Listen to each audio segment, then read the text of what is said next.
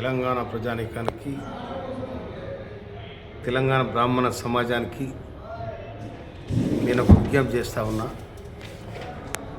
మొన్న 12వ తారీఖు నాడు జరిగిన మా కౌంపల్లి సత్యనారాయణ సన్మాన సభలో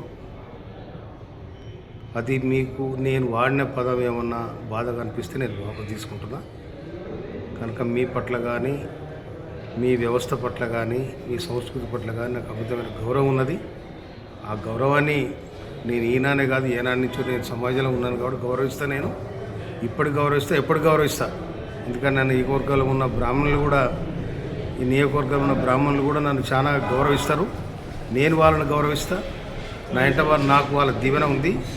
కానీ సమాజానికి, బ్రాహ్మణ సమాజానికి ఒకవేళ మీరేమైనా బాధపడితే నేను చాలా విచారణ వ్యక్తం చేస్తున్నా, వాపసు తీసుకుంటున్నా నేను.